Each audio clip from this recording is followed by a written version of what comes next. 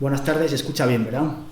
Bueno, gracias Paco, gracias al Ayuntamiento, a Paco por invitarme, al Ayuntamiento por organizar este tipo de jornadas que sin duda creo que contribuyen a conocer un poco mejor al lobo, un animal todavía muy vilipendiado y asociado a muchos mantras, pero que es un animal de carne y hueso y necesario. Y gracias también a todos los asistentes por acercaros. La verdad que me gusta que haya tanta gente porque, bueno, al final el lobo es un animal maravilloso que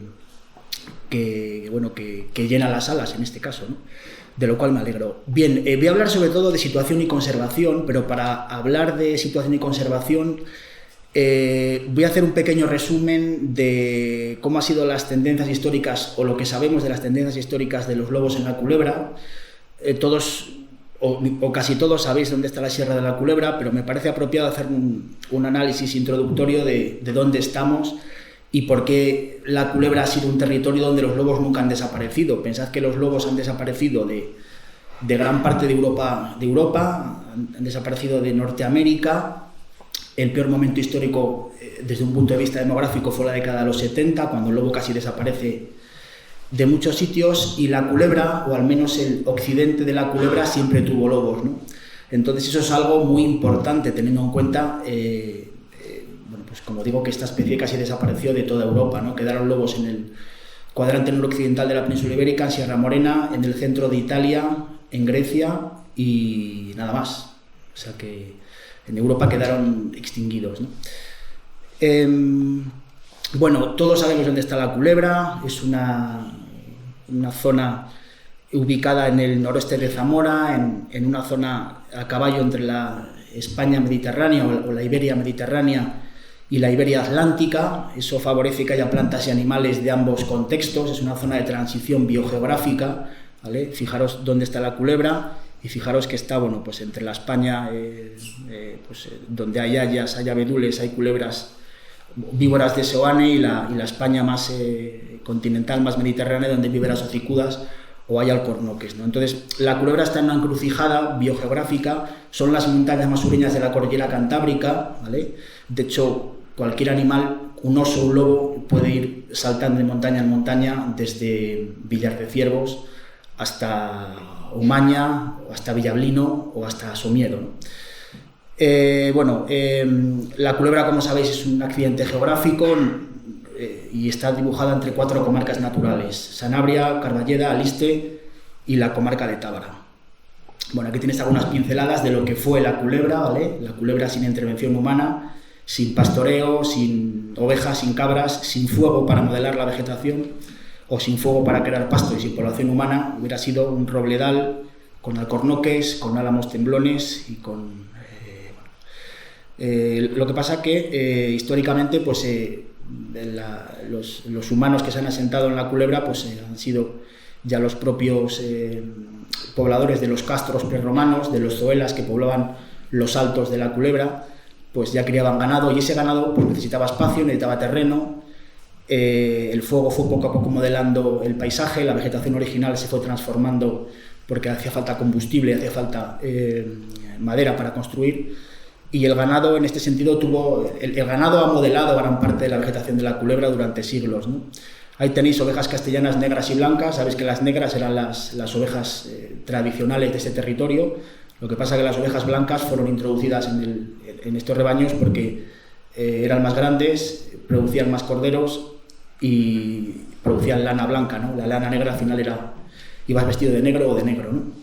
Entonces tenéis que entender un poco que el ganado, las ovejas, las cabras, ha sido parte muy importante de la economía de ese territorio tradicionalmente agropecuario, de agricultura y ganadería de subsistencia. Todo el mundo tenía unas poquitas ovejas, alguna cabra, una pareja de vacas para trabajar el campo y el cerdo para las proteínas animales, ¿no? Entonces, la presencia histórica de ganadería ha modelado el paisaje donde han vivido los lobos históricamente, ¿no? Aquí tenéis alguna imagen de lo que fue cómo se trabajaba el terruño, ¿no? Bueno, Madoz, en su diccionario, entre 1846 y 50, describe un poco el entorno de Dice que los montes están poblados de brezo, en Santa Cruz de Cuérragos, roble, urces y otras matas bajas, en Pobladura de Aliste. Las cimas, como las faldas, están cubiertas de brezo y regulares pastos. Se halla cultivada y tiene bastante arbolado de roble. Luego también dice respecto a Peñamira, que como sabéis es lo más alto de la Culebra, dice en esos años, su monte es un peñasco árido y quebrado, de mucha elevación, las faldas son muy pendientes e interrumpidas, y barrancos, peñascos, monte tan espeso que sirve de abrigo a las fieras que por él pululan, ¿no? Probablemente se refería a los lobos, ¿no? Luego también entre el 45 y el 55, para que entendáis un poco también cómo se ha modelado la vegetación, la zona de Tábara dice que se maneja cualquier superficie que permita un mínimo manejo de yunta, ¿no? Pensad que durante siglos, mucha ganadería, familias numerosas, la gente aprovechaba todo lo que le ofrecía el monte y el monte estaba muy transformado, ¿no? Había poca cobertura arbórea y mucha presencia humana.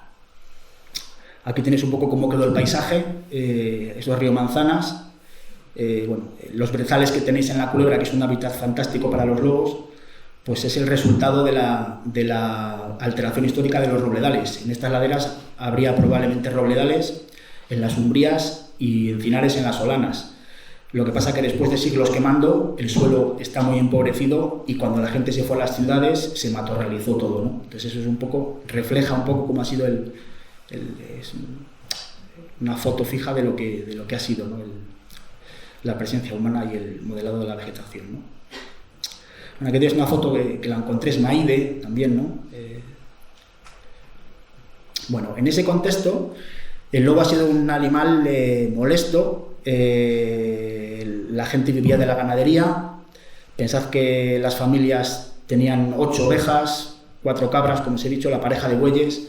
Los rebaños se pastoreaban a la vela, de forma comunal entre todos los vecinos por turnos. Entonces, claro, pensad que en esa economía de subsistencia, que el lobo te matara una oveja o una cabra, pues la verdad que te preparaba una faena, ¿no? Entonces, al lobo se le ha perseguido históricamente durante el siglo XX, en el noroeste de Zamora, en la Sierra de la Culebra, hubo nada más y nada menos que 11 métodos de persecución diferentes, ¿vale? Había veneno, ahí tenéis, por ejemplo, una nota en un periódico del Heraldo de Zamora del 7 de enero del 1932, donde el gobernador civil aprueba el uso de veneno en Pedralba de la Pradería, junto a Puebla de Sanabria. ¿Right? En la Culebra también se utilizaron pozos excavados en el suelo con un cebo vivo muerto para cazar a los lobos. Por supuesto, con los animales que mataban a los lobos o con animales que morían en las cuadras, se cebaba a los lobos y se les mataba, ¿vale? Ahí tenéis una foto a la izquierda de Figueruela de Arriba, con un lobo joven cazado en un ojeo. Los ojeos pues también desembocaban o exigían la colaboración de mucha gente. Hay ojeos donde participaron hasta 10-12 pueblos y 400 personas, 300 personas, ¿vale? Los ojeos comunales autorizados por el gobernador civil. Y luego estaban los ojeos clandestinos, que eran los ojeos de un aquí te pillo, aquí te mato, ver un lobo, ir con 4 compañeros armados y batir la mancha donde se encamaba el lobo, ¿no? También se quitaron muchas camadas, ¿vale? Ahí tenéis una foto de una camada cogida cerca de Puebla de Sanabria.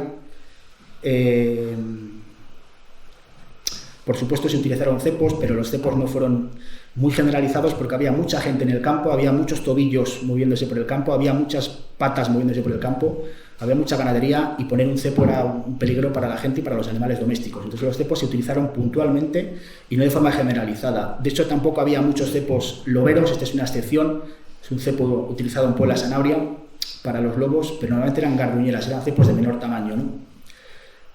Y aquí como curiosidad tenéis una trampa, que es una trampa de cabrita, encional. Probablemente esta sea la trampa con esta tipología más reciente construida en la península ibérica, en los años, no recuerdo, 50, donde entraba un lobo y no podía salir. Bueno, en este caso no pilló ningún animal. Pero bueno, lo que quiero explicar con esto es que al lobo se le persiguió históricamente.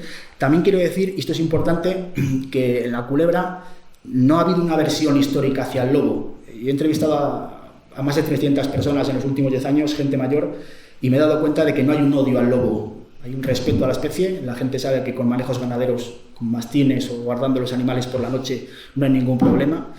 Y evidentemente no ha habido una persecución orquestada y organizada geográficamente durante todo el año. En otras zonas, como sabéis, en Pirineos o en el sistema ibérico se encerraban los ganados durante todo el año, se ponía veneno durante todo el invierno, o sea, se encerraban los ganados y los perros durante todo el invierno, se ponía veneno en todos los sitios y ya se acabaron con los lobos, con los quebrantahuesos o con los buitres, ¿no?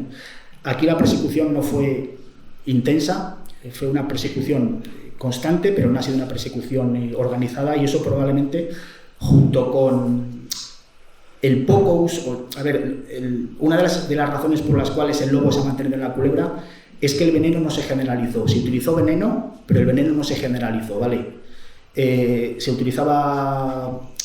Lo autorizaba el gobierno civil, pero desde mi punto de vista, después de entrevistar a mucha gente y de mirar algunos datos y estadísticas, se utilizó, pero no de forma generalizada como en otras zonas. Eso probablemente fue un balón de oxígeno para los lobos. Y otra cuestión muy importante por la cual los lobos aguantaron en Zamora y por supuesto en la culebra fue que en Zamora no se instauró la Junta de Extinción de Alimañas o de animales dañinos. Sabéis que entre el 50 y tantos y el 60 y tantos se pagaba por una recompensa por una pata de una urraca, por una pata de una lechuza o por una oreja de un lobo, ¿no? O sea, todas las alimañas, una palabra, por cierto, que deberían prohibirla, quitarla del diccionario por lo que implica, ¿no?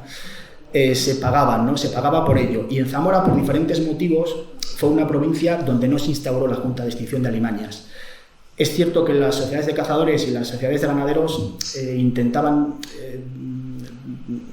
recompensar la muerte de estos animales, pero nunca tuvo un alcance como las propias juntas de extinción de alimañas que existieron en Santander, en Badajoz, en Cáceres o en Córdoba, que se mataron miles de animales en unos pocos años, ¿no? Entonces, quiero terminar este punto con esa conclusión, es decir, los lobos aguantaron la culebra por varios motivos, aparte de que son animales muy inteligentes, que tienen...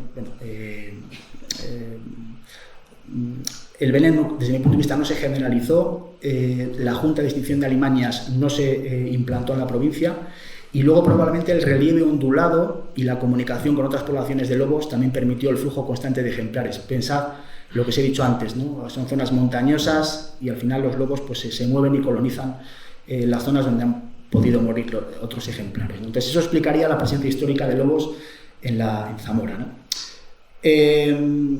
Bueno, luego parece que siempre hablamos de los factores humanos, pero hay que también entender los factores propios e intrínsecos de la propia especie, ¿no? Un ejemplo tenéis el mimetismo, ¿no? Si habéis visto lobos en la naturaleza y si habéis visto rato y si os habéis visto dormidos, os daréis cuenta de que, bueno, la culebra es que parece muchas veces, yo lo pienso muchas veces, ¿no?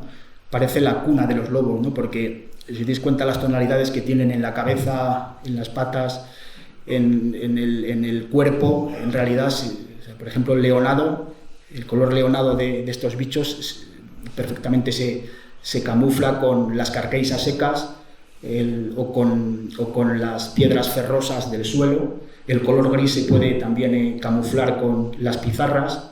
Es decir, realmente las adaptaciones, también un poco la supervivencia, son importantes, ¿no? Y eso que históricamente los humanos han quitado los animales más llamativos, y de hecho los lobos que tenemos son animales muy crípticos, porque históricamente la caza y la persecución ha quitado los animales más llamativos, ¿vale? Eso durante siglos, al final esa selección humana ha desembocado en que tengamos lobos muy miméticos, ¿vale? Aparte de la propia evolución de la especie, el factor humano ha sido muy importante. En esta presencia histórica de lobos influye mucho en la culebra la coexistencia. Lo tengo que decir muy alto y muy claro, ¿no? Porque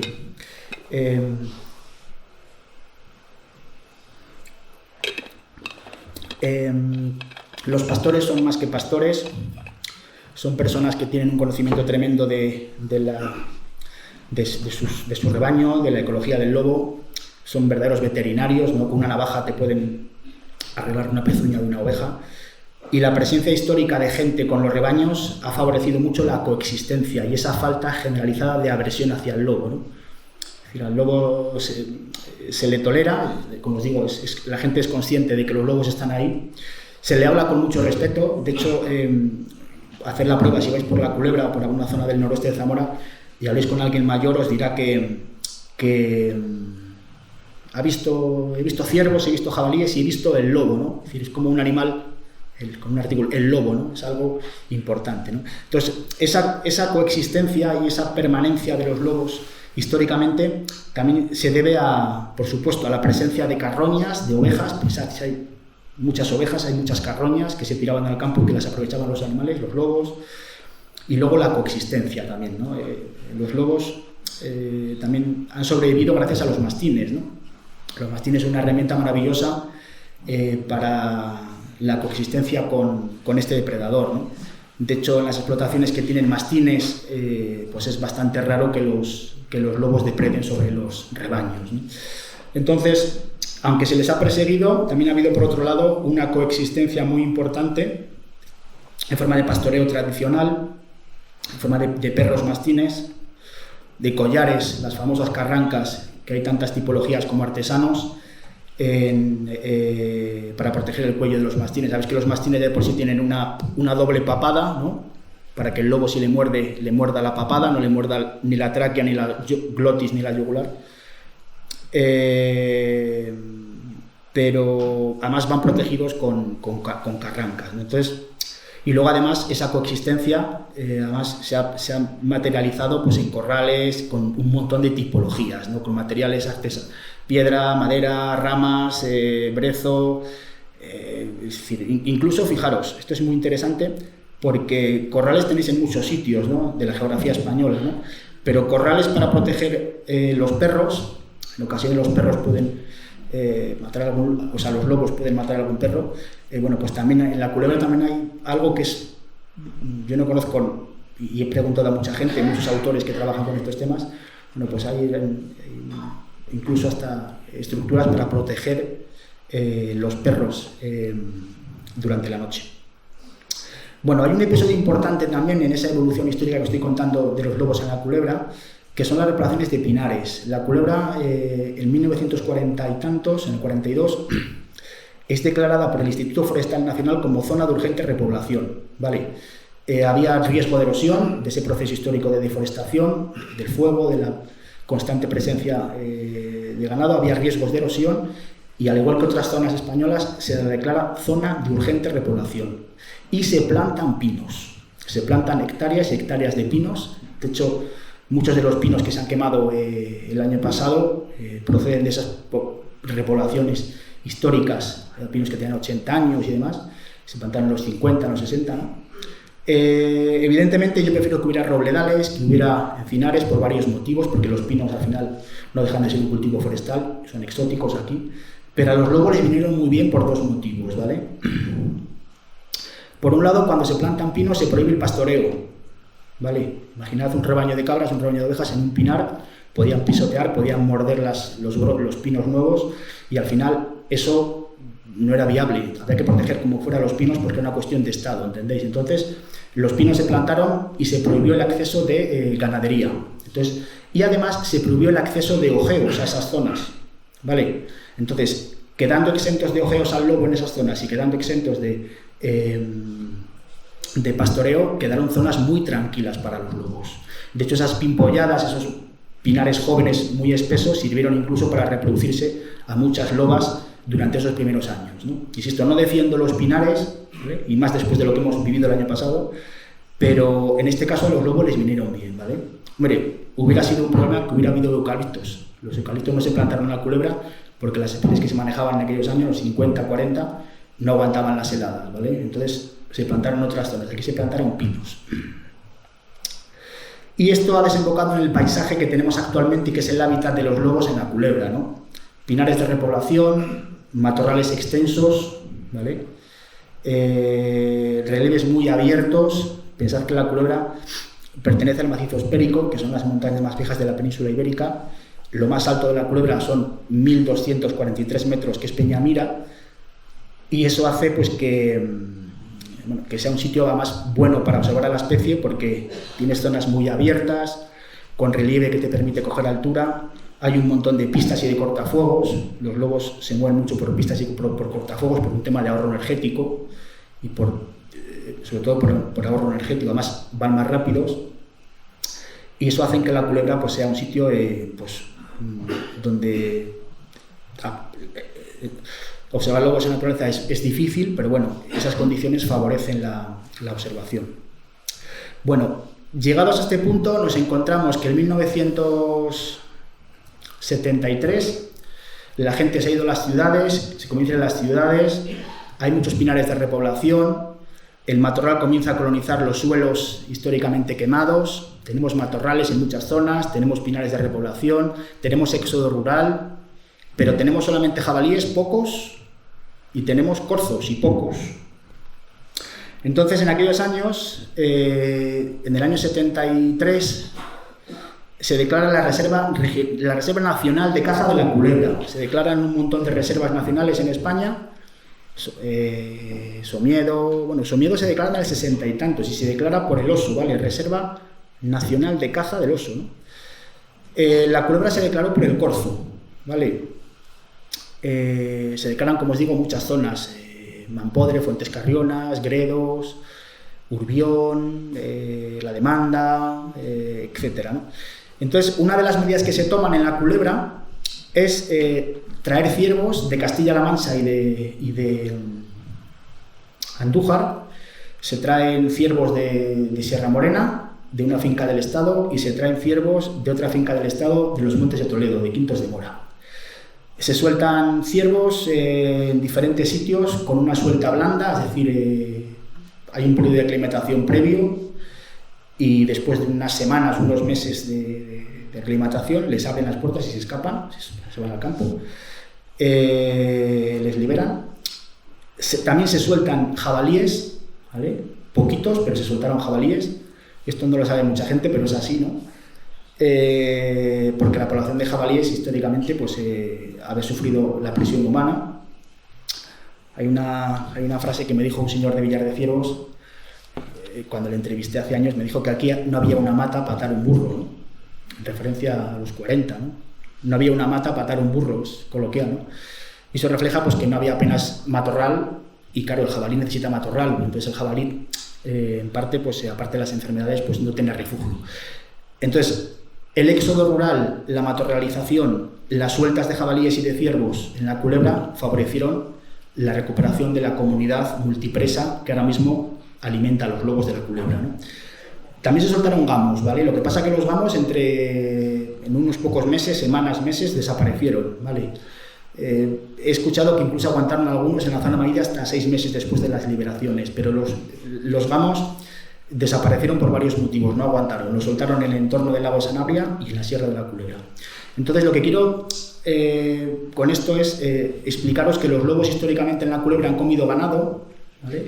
Hablamos de los últimos siglos, ganado y carroña de ganado, y conejo, mucho conejo, ¿vale? Pero a partir de los 70, cuando la gente se va a las ciudades, se reducen los rebaños, cada día hay menos gente en el campo, pues los lobos comienzan a aprovechar el ciervo, el corzo y el jabalí, que es lo que comen actualmente, ¿vale? ¿De acuerdo? Bueno, esta es una fotografía de Hipólito, de un amigo, es un lobo joven.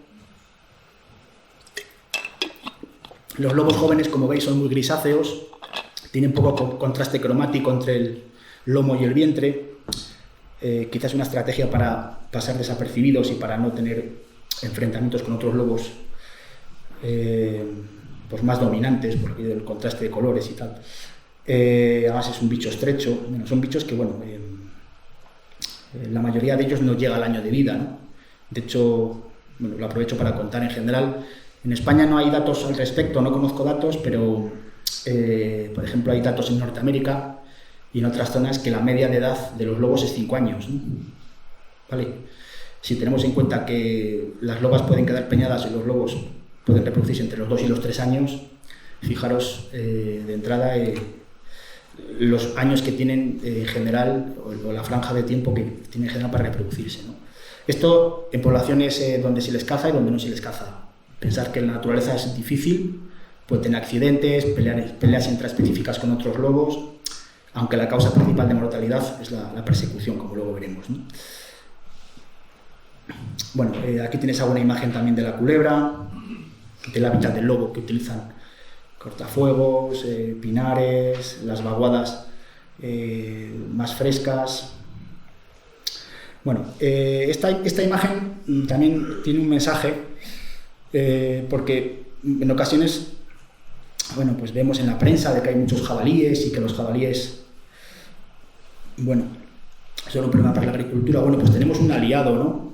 Un aliado fantástico, ¿no? Y un aliado que además no gestiona los jabalíes de forma numérica, ni los ciervos de forma numérica. Los humanos con la caza gestionamos la fauna con números normalmente, ¿no? No, tenemos 200 ciervos, vamos a quitar 30, ¿no? Los lobos son especialistas en conseguir el máximo por el mínimo esfuerzo y ellos seleccionan animales viejos, enfermos, débiles, y también reducen numéricamente las poblaciones de presas, como por ejemplo el jabalí. Aquí tienes un excremento compatible con lobo, digo compatible porque si no es con genética nunca sabremos de lo que es, pero bueno, tiene pelo de jabalí, como veis, ¿no? Luego, la presencia de lobos en la culebra favorece a un montón de vertebrados e invertebrados. En la culebra no conocemos de qué manera afecta a los invertebrados, pero por ejemplo en Yellowstone se ha visto que en las carroñas de los lobos hay hasta 400 especies de escarabajos, de insectos, que dependen de esas carroñas, ¿no?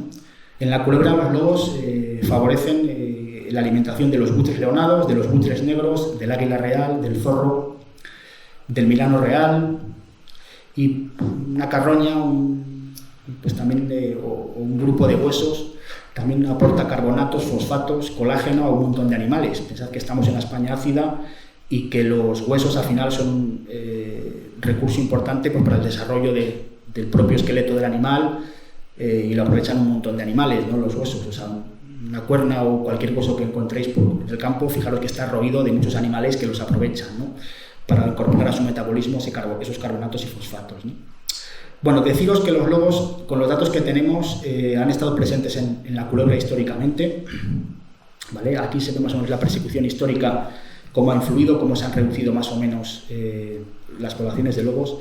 Carles Vilá, en la tesis publicada en el año 93, decía que las provincias de España donde el lobo persiste en la actualidad se caracterizan en general por tener un relieve regular, se mantiene el uso tradicional del suelo, con poca industria, comercio, nivel económico bajo y haber sufrido un decremento o estabilización de la población en la última década. Eso explicaría por qué los lobos han aguantado en la culebra, ¿no? Ahí tenéis una imagen de un lobo fotografiada en una de las zonas que se ha quemado el año pasado, ¿vale? Aquí tenéis un mapa probablemente del peor momento histórico de los lobos en la península ibérica, donde, fijaros, los lobos aguantaron en la culebra, ¿vale? Fijaros que la culebra es esto, al menos la parte occidental de la culebra tuvo lobos, incluso en los peores momentos históricos, en los 70, ¿no? Fijaros, fijaros curiosamente que las mayores densidades de lobos estaban en Sierra Morena de Sevilla, Sierra Morena de Huelva o Sierra Morena de Jaén y, por supuesto, en la cordillera Cantábrica. En el sur de España, el modelo cinegético de grandes fincas de caza, donde se ha explotado la caza mayor, ha extinguido a los lobos, ¿no? De hecho, es la población europea, o la última población europea que se ha extinguido. Aquí tenéis tres mapas. El mapa de Madoz, ¿vale? Del diccionario de Madoz, donde se explica la distribución de los lobos en 1850. Fijaros que el occidente zamorano tuvo lobos siempre. Este es el mapa de Licona que os he puesto antes, en los 70, y esta es más o menos la distribución actual, ¿vale? Tengo que decir que la población de lobos de la península ibérica tiene 360 familias, 360 manadas, y que desde 1990 la población está estancada. Es decir, hablamos de 300 manadas en 1990 y hablamos de 300 manadas en la actualidad, ¿vale? De las cuales pues, 30 y tantas están en Zamora y de las cuales entre 8 y 10 pueden estar en la culebra o en el entorno de la culebra, ¿no? Quiero insistir con este tema porque muchas veces se habla de expansión y de aumento, cuando en realidad los números indican esto, ¿no? Es cierto que los lobos han colonizado provincias como por ejemplo Guadalajara, puntualmente Los Bordes o Segovia o Ávila, pero es cierto que han desaparecido de Salamanca, del sur completamente, del País Vasco o de Soria, ¿no? Entonces pensemos en un puzzle de 300 piezas y las movemos con la mano, ¿no? Son 300 piezas, ¿no? Pero por mucho que nos intentan convencer de que hay más lobos que hace 30 años, yo sigo pensando que hay los mismos, ¿no? No tengo argumentos objetivos para pensar en otra cosa. Fijaros,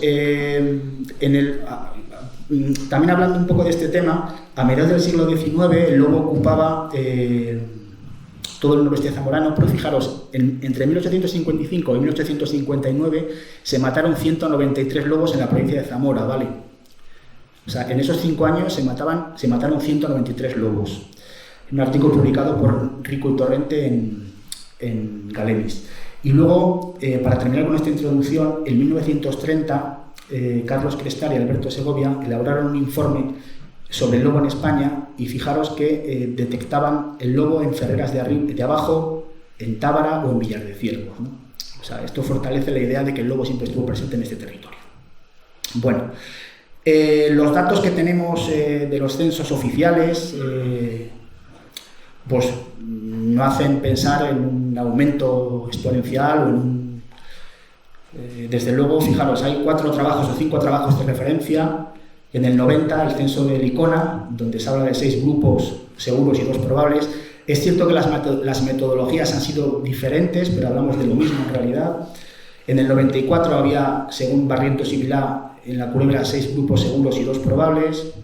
En el 97, el trabajo de Barrientos, Llaneza y Rico, hablamos de 7 grupos.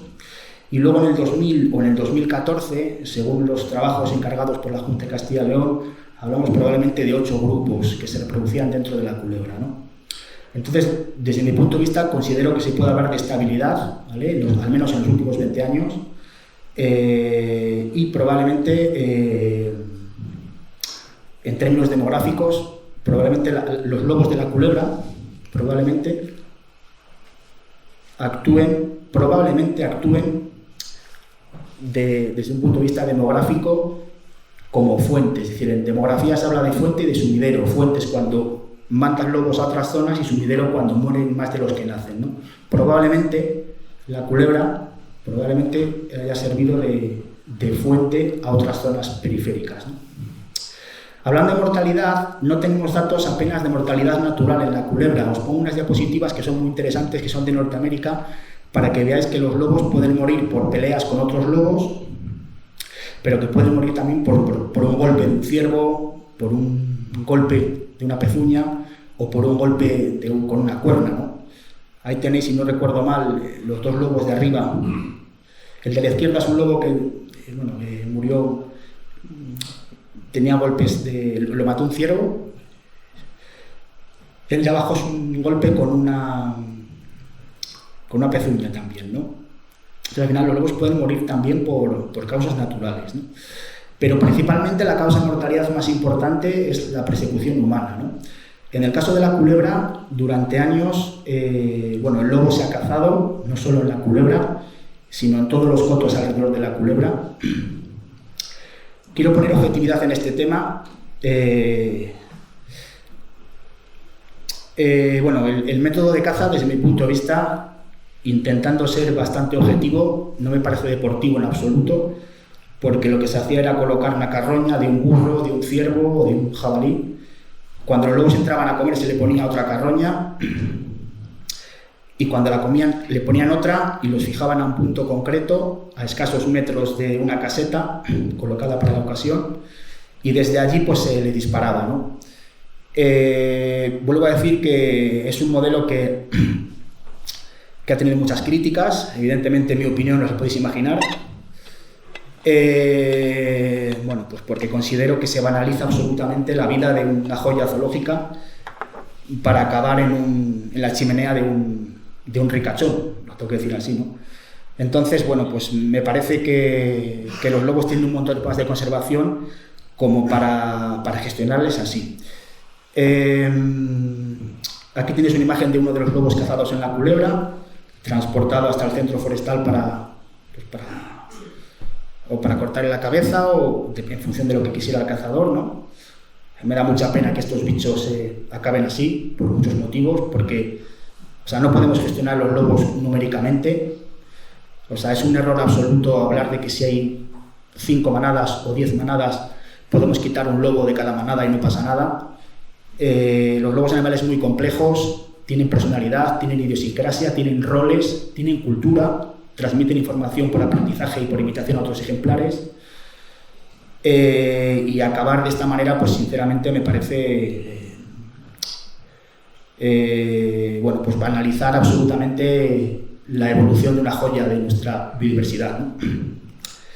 Aquí tienes otro lobo, cazado en Villar de Ciervos también.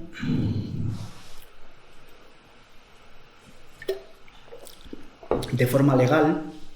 Entonces, este modelo ha estado instaurado durante muchos años, no solo en la culebra, sino en el entorno de la culebra, en gran parte de los cotos. Y me sorprende muchas veces que incluso los lobos son complicados de detectar y de conseguir información de la reproducción, ¿no? Pero muchas veces se daban autorizaciones probablemente en la misma manada en 3 cotos diferentes, ¿no? Sin saber nada realmente de esa información, ¿no? O sea, se daban autorizaciones en este coto y en este cuartel de la culebra. Es decir, muchas veces se estaban matando lobos de la misma manada en 3 cotos diferentes, ¿no? Fijaros, con esa estabilidad que tenemos en los últimos 20 años, de 8 o 9 manadas en la culebra, fijaros cómo ha aumentado el número de animales autorizados por caza legal en la culebra. Estos son datos de la propia administración. Fijaros, en el año 2004-2005 se cazaban 3 lobos en la culebra con este método de los aguardos, pero es que en el año 19-20 se cazaban 12, ¿no? A mí se me ponen los pelos de punta cuando veo que entre 2004 y 2020 se han matado 1.025 lobos legalmente en Castilla y León. 1.025. Y en el sur de Lugo se han cazado 79. Esto de forma legal.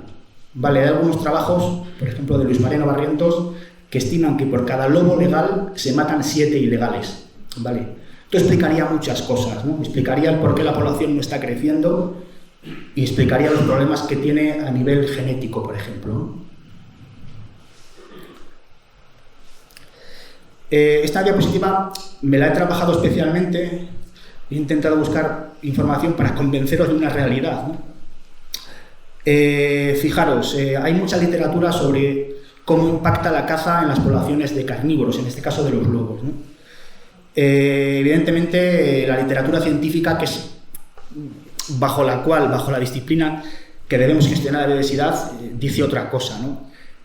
No se puede gestionar los lobos por argumentos electoralistas, sinceramente, ¿no?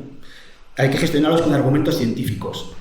Y para eso está la literatura científica. Estamos en un momento de crisis ambiental tremenda, estamos al borde del colapso y no podemos permitirnos perder un gramo de biodiversidad, ¿no? Entonces, este modelo que simplifica o que banaliza la vida de los lobos, sinceramente no me parece coherente. O sea, los lobos no podemos gestionarlos como números, ¿vale? Por lo que os he contado antes, porque son bichos muy complejos. En ocasiones se matan lobos para reducir los daños y hay bastante literatura que demuestra que matar lobos no reduce los daños al ganado. En ocasiones las estadísticas de lobos cazados no tienen nada que ver con el número de animales muertos por daños. Es decir, en ocasiones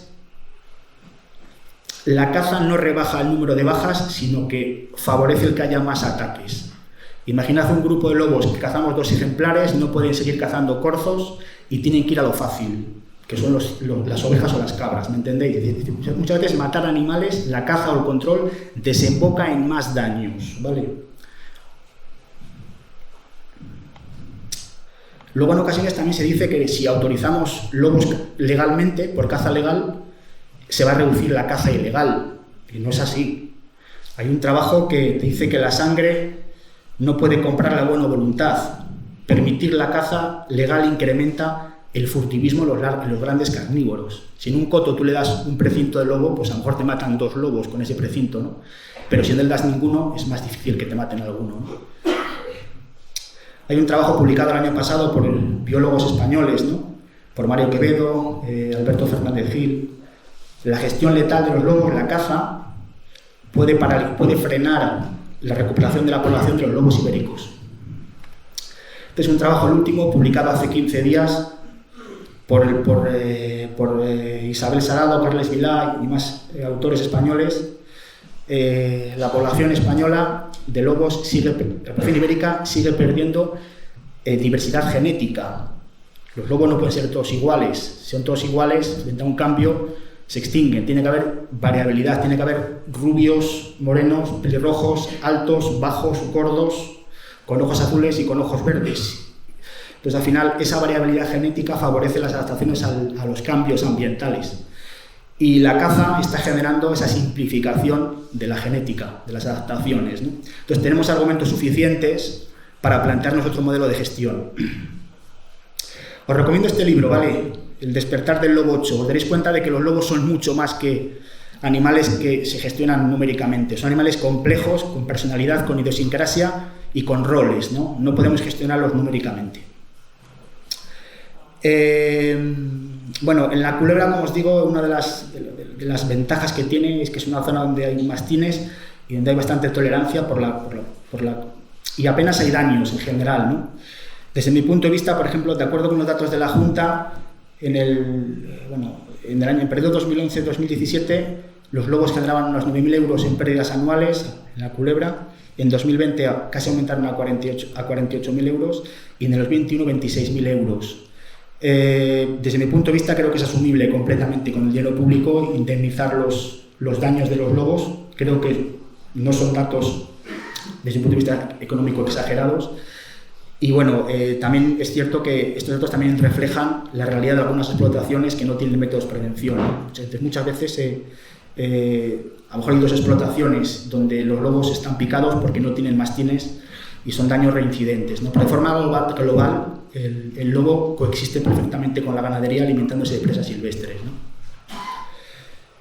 Hay un problema también de fragmentación del hábitat. Esta es la autovía por la que vais a Puebla Sanabria, la A52, ¿verdad? Esto es un paso de fauna completamente obsoleto, sin las bandas de vegetación que deberían tener para que los animales cuando crucen no ven debajo los coches pasar.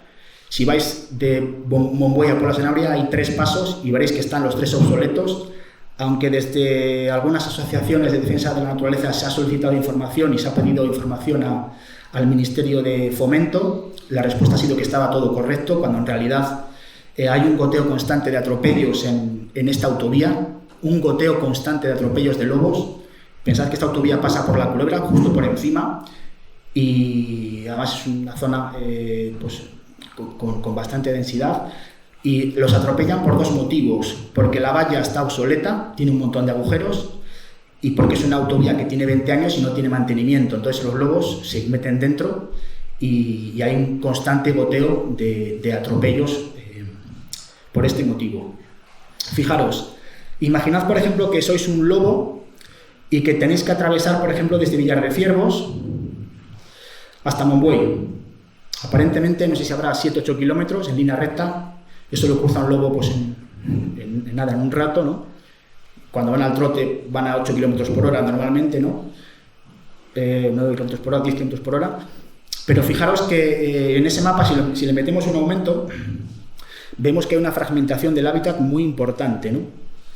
Y esto pues, puede generar problemas de comunicación, etc. Fijaros que en un tramo de muy pocos kilómetros, de 5 kilómetros, los lobos tienen que atravesar el embalse de Valparaíso.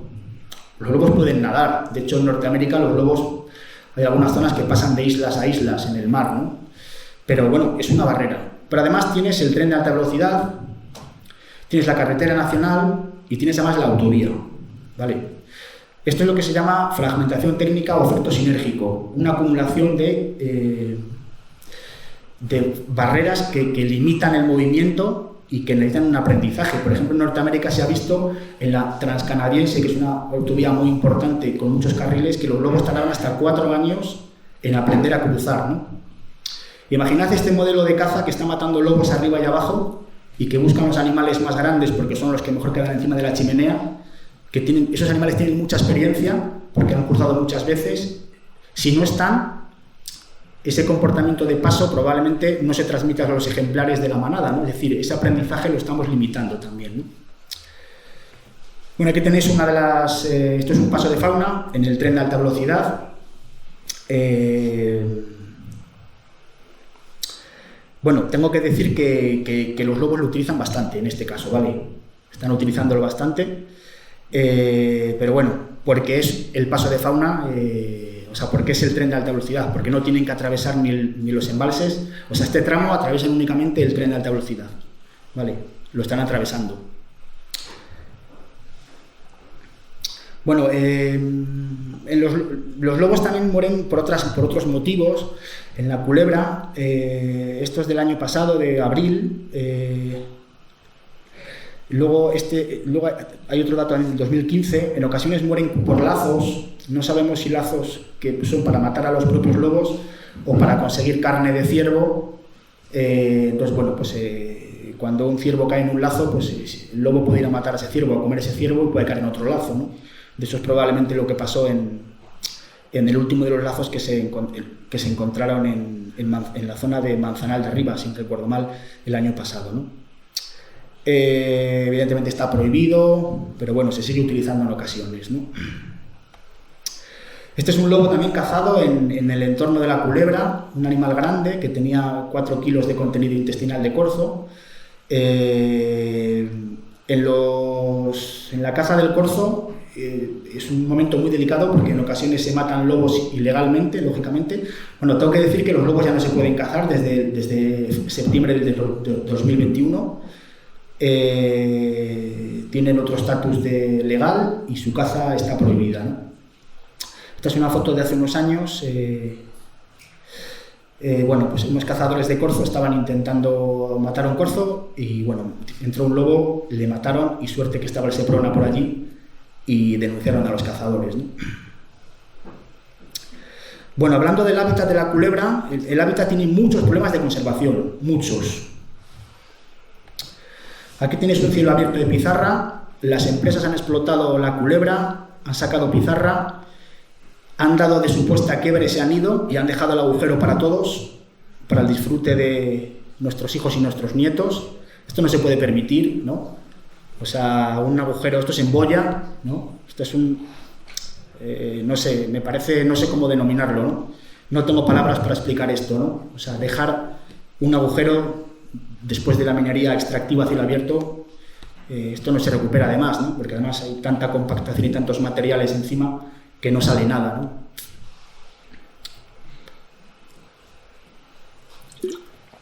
Aquí tenéis una cantera que ha estado durante 20 años utilizada de forma irregular y debido a la presión ciudadana ha sido paralizada en Manzanal de Arriba, ¿vale? En otra zona también ocupada por los lobos, ¿no? Luego hay un problema muy grande, que es la mala planificación de las industrias. No voy a hablar de parques eólicos ni de huertos solares, porque al hablar de parques eólicos y huertos solares estamos dulcificando un modelo industrial, ¿no? Vamos a hablar de industrias solares e industrias eólicas, ¿no? No puede ser que en esta transición energética necesaria se destruyan ecosistemas valiosos y reductos de biodiversidad. No puede ser, o sea, no puede ser. A mí esto me afecta bastante a mi salud mental. Soy incapaz muchas veces de agarrar el toro por los cuernos con este tema porque me duele. Y no puede ser que, como dicen en mi pueblo, ¿no? Para vestir un santo vestimos a otro, ¿no? Se entiende, ¿no? Aquí tenéis lo que querían hacer el Manzanal de Arriba. Fijaros, esto es Manzanal de Arriba. Querían meter placas solares en una zona pues, de alto valor ecológico, en el borde de la Culebra. Esta es la zona Alcarapute. O sea, sinceramente yo no lo entiendo, ¿no? Hay miles de kilómetros o sea, miles de hectáreas en este país de suelos degradados, de periferias de pueblos, donde se puede instalar esto. Lo que pasa, claro, si buscamos los nudos de comunicación eléctrica, al final colocamos todo junto a los tendidos eléctricos y no puede ser, no puede ser. Sinceramente estamos en un momento muy delicado y esto podría ser una estocada final para la poca biodiversidad que nos va quedando. En la Culebra se han plantado también muchos pinares y recientemente para plantar esos pinares se les ha vallado para cobrar la subvención de los pinares y para protegerlos de los ciervos y para que el pinar, digamos, reciba la subvención tiene que estar vivo 5 años, ¿no? Y se han instalado cientos y cientos de metros de vallados que fragmentan el hábitat y que cuando se pudren las estacas de madera quedan allí tirados, los alambres. Tenemos Si vamos caminando podemos partirnos un tobillo si metemos la pierna en un vallado escondido entre el matorral, ¿no? Esto no se recoge, esto queda allí, ¿no? Y luego entiendo que haya que hacer concentraciones parcelarias, entiendo que haya que darle a los habitantes de los pueblos las parcelas de sus abuelos, esos minifundios exacerbados, pero sinceramente hay que ser sensible con lo que tenemos alrededor. No podemos abrir pistas. En el término municipal de Codesal han destrozado, han metido, si no recuerdo mal, 28 kilómetros de pistas en un término municipal hermosísimo, pistas completamente exageradas en cuanto a anchura, con cunetas. Yo creo que no es necesario, con pistas más sensatas y con menos kilómetros y más estrechas hubiera sido todo mucho más sencillo, ¿no? Claro, estas pistas favorecen el que entre gente a todos los sitios, con cualquier vehículo, esos caminos tradicionales hermosísimos, ¿no?, que quedan en los matorrales de Carqueixa en el medio, ¿no?, que de las rodadas, pues se han sustituido por esto, ¿no? Me parece insultante, sinceramente, ¿no? Respecto al incendio de la Culebra, comentaros desde mi punto de vista, ha afectado probablemente a 8 o 9 grupos, 8 o 9 territorios. A algunos territorios les ha afectado de verdad. De hecho, es muy probable que se hayan quemado 4 camadas, mínimo 4 camadas en la Culebra. Si se queman 4 camadas, eso equivale a 16-20 lobos que han muerto en junio, julio. Pensad que el incendio ha quemado 60.000 hectáreas. Ha sido en el peor momento del año, en junio, julio, con los cachorros de un mes o 2 meses. A los lobos les ha afectado de muchas formas, ¿no? Han perdido cobertura de vegetación, de refugio, han estado más expuestos a las actividades humanas. Y sobre todo, que ha sido en un momento delicado. Pensad que el incendio alcanzó en algunos momentos hasta 18 metros por segundo. Pensad eso, 18 metros por segundo de velocidad. O sea, no hay bicho que salve, ¿no? Los lobos les ha afectado de muchas formas. Desde mi punto de vista, el incendio ha afectado probablemente a 8 o 9 territorios, ¿vale? 8 o 9 territorios, los lobos vienen de territorios. Y se han quemado en esos 8 o 9 territorios, entre la Culebra y zonas periféricas, se han quemado mínimo 4 camadas, ¿no? Porque hemos revisado las zonas tradicionales de cría y, o sea, es como pasear por Marte, ¿no? Es cierto que en algunas ocasiones ves un rastro de un lobo, pero entiendo que van a tener dificultades este año para reproducirse porque no tienen cobertura. Porque, sí, tienes las Carqueixas con 20 centímetros y los nuestros con 25. Entiendo que el alcance ha sido importante, ¿no? Ahí tenéis una loba joven en la zona norte de la Culebra, en el incendio. Fijaros qué cobertura de vegetación. O sea, los jabalíes, imaginad que vais a la piscina o al río y estáis todo el día metidos en el río hasta las rodillas, en la piscina, pero no tenéis sombrilla. Eso es lo que han tenido los jabalíes, por ejemplo, ¿no? O sea, metidos en el charco, en un regato, pero sin cobertura porque estaba todo quemado, ¿no? Esto es una zona de reproducción. Fijaros qué cobertura les ha quedado a los lobos. Otra zona de reproducción, ¿vale? Arrasado completamente. Otra zona de reproducción. Esto puede engañarnos, ¿no? Pero el suelo está quemado, ¿vale? El suelo está quemado. O sea, el suelo está quemado. Entonces, es probable que en ocasiones al principio algunos lobos de alguna manera tuvieron un boom de comida, animales muertos, heridos, con baja condición corporal, que pudieron aprovechar. No se puede hablar de una ventaja. Ahí tenéis un jabalí. Había 4 juntos en Villarreciervos. La condición corporal de muchos bichos, como los corzos, ha sido tremenda. Pensad que los corzos son animales que comen, no son muy generalistas, son muy delicatessen, comen hojitas, ramitas, ¿no? Entonces, imaginad los días después del incendio, aunque se les aportó comida, pero no ha sido suficiente, ¿no? Pues han muerto probablemente, si no de inanición. Este corzo casi lo cojo. Iba caminando por un camino y, o sea, no me puse a correr detrás de él, pero fijaros cómo estaba, ¿no? En plena época reproductora, ¿no? Quiero hacer un apunte. Fijaros cómo se han quemado los pinares alrededor y fijaros cómo han salvado los robledales. Hace falta otro modelo de gestión forestal. No podemos seguir plantando pinos. Los pinos en el contexto de cambio climático, de sequías prolongadas, de calores intensos, son plantas que arden con mucha facilidad. Y si seguimos plantando pinos se van a quemar otra vez dentro de 15 años o dentro de 20 años. Fijaros cómo han salvado los robles, que aunque están tostados por el borde, pero en el interior no se han tostado, lo veis, ¿no? Los cortafuegos evidentemente no han servido.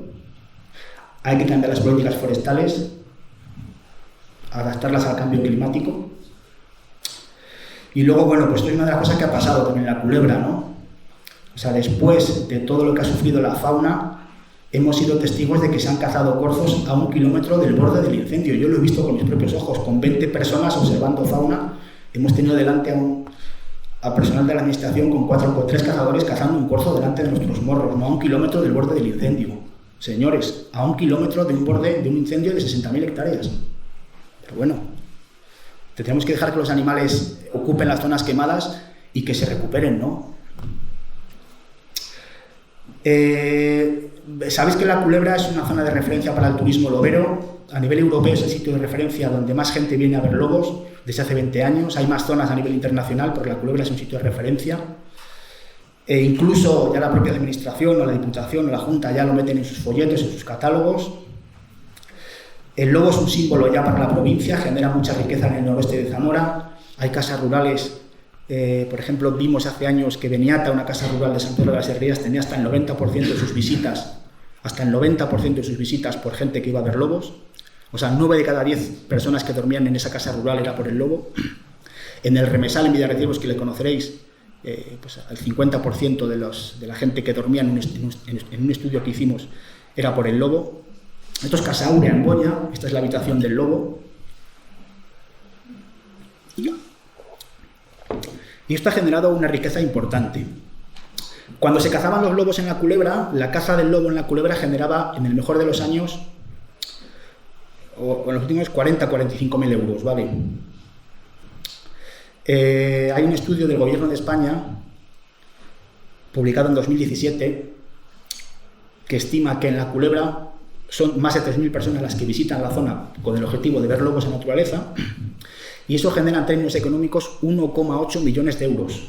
¿Vale? La caza generaba 45.000, el lobo vivo genera 1,8 millones de euros. Ahí tienes otro dato también para que podáis contrastar. En un estudio que hicimos hace años, vimos que, por ejemplo, el comer y el dormir generaba en las casas rurales de la Culebra algo así como 500.000 euros al año, ¿no? Es indudable la importancia que tiene el lobo en este territorio a nivel económico. Ahí tenéis dos buenos amigos con los que disfruto mucho en el campo y con los que he visto unos cuantos lobos y de los que me siento muy orgulloso de ellos. El lobo no solo genera economía en la gente que va de otras zonas, hay gente que también tiene sus casas, que viven en Zamora y que tienen sus casas en los pueblos de la zona y que van todos los fines de semana y que van en verano y que pagan unos alquileres y que están generando también economía de otra manera en la zona debido al lobo, ¿no? Como mis buenos amigos Fernando y Alegría, ¿no? La administración en este sentido comenzó tímidamente con un proyecto de ordenación que está paralizado. Considero que debe implicarse con este sector. Pensad que estamos hablando de la España vacía, España periférica. Pensemos que el turismo lobero está generando desarrollo en una zona deprimida periférica un lunes, un martes de diciembre. O sea, cualquier día del año hay gente en la Culebra intentando ver lobos, que come y que duerme, y eso hay que ordenarlo, ¿no?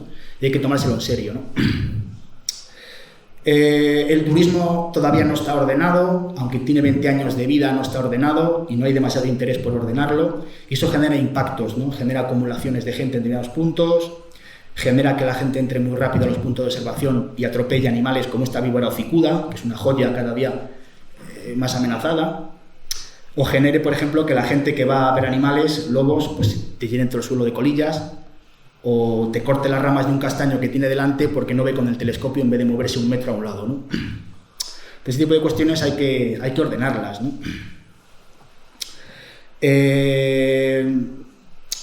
Las observaciones normalmente para observar fauna, en el caso de los lobos, son animales muy sensibles y la presencia de gente cerca de las zonas de reproducción puede generar un montón de problemas.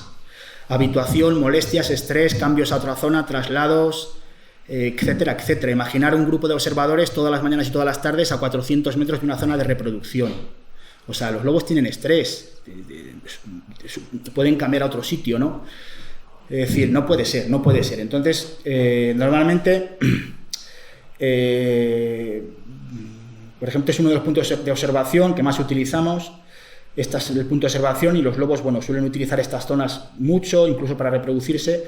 Hay una distancia media de 2-3 kilómetros. Entonces es una distancia suficiente a las zonas de reproducción como para no estar encima de los animales. Esto tenemos que tenerlo en cuenta claramente.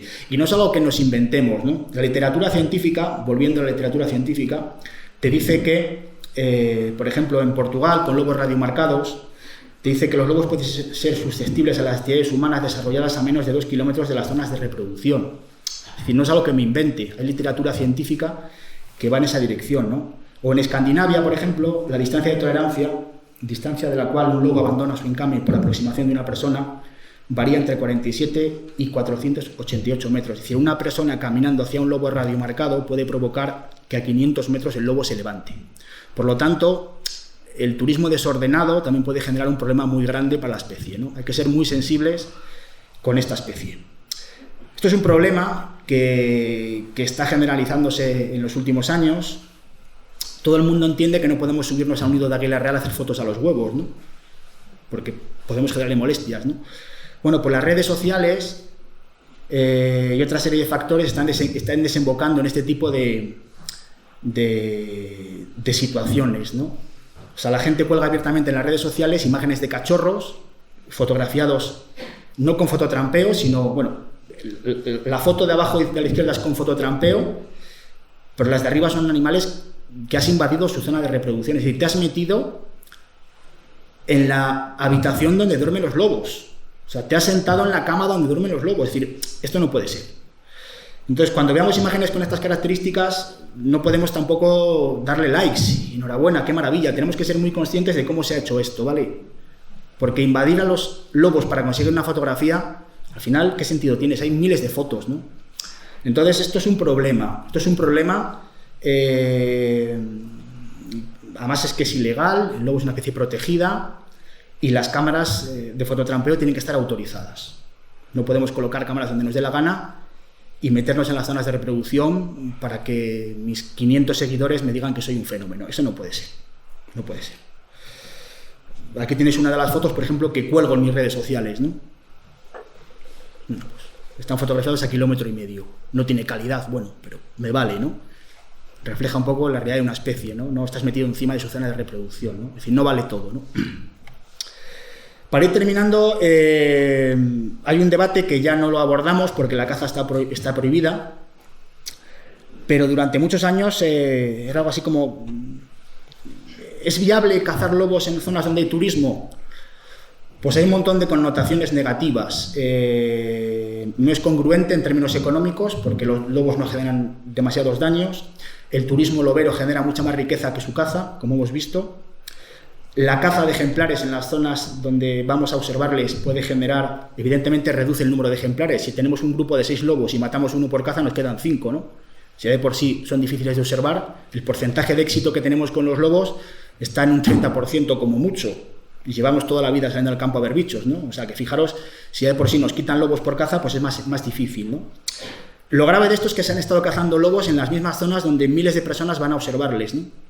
En las mismas manadas, por ejemplo, en la pista de Linarejos, se han estado cazando lobos hasta el año 2020, invierno 2021, en las mismas manadas donde vamos a ver lobos. Es decir, imaginad que el turismo de Segovia depende únicamente o en parte del acueducto y cada año se decide vender una piedra del acueducto. Es que no puede ser, ¿no? Pero es que además hay argumentos ya de índole científica. En Norteamérica se ha visto, por ejemplo, en Yellowstone y otros parques nacionales, ahí tienes un artículo publicado en la revista PLOS, y fijaros, las implicaciones de la caza en los límites de las áreas protegidas para la observación, la supervisión de observación de largos carnívoros. Lo que se ha visto es que si matas lobos en Yellowstone, en los bordes de Yellowstone, sabéis que los lobos en Yellowstone no se pueden cazar, pues salen fuera, se pueden cazar, ¿no? En un parque nacional de Norteamérica. Bueno, pues cuando los lobos salen fuera, si los matas, eso reduce las observaciones en el interior del Parque Nacional. O sea, en la culebra no lo sabemos, no lo podemos cuantificar, pero es lo mismo, ¿vale? Puede pasar lo mismo.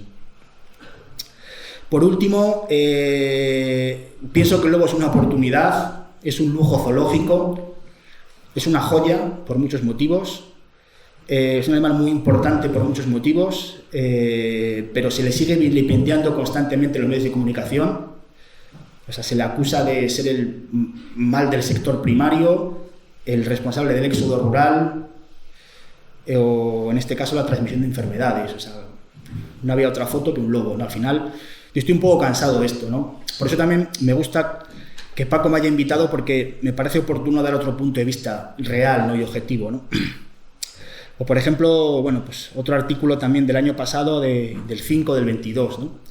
O sea, no sé si viste esta noticia, ¿no? Un lobo comiéndose un corzo provoca un accidente en la 11 a 2 kilómetros de Zamora, ¿no? Yo estaba en Asturias, estaba intentando ver osos y veo esta noticia, digo, por favor, entonces me informo, me pongo en contacto con una persona que conocía el tema, me dice que era un perro lobo checoslovaco, ¿vale?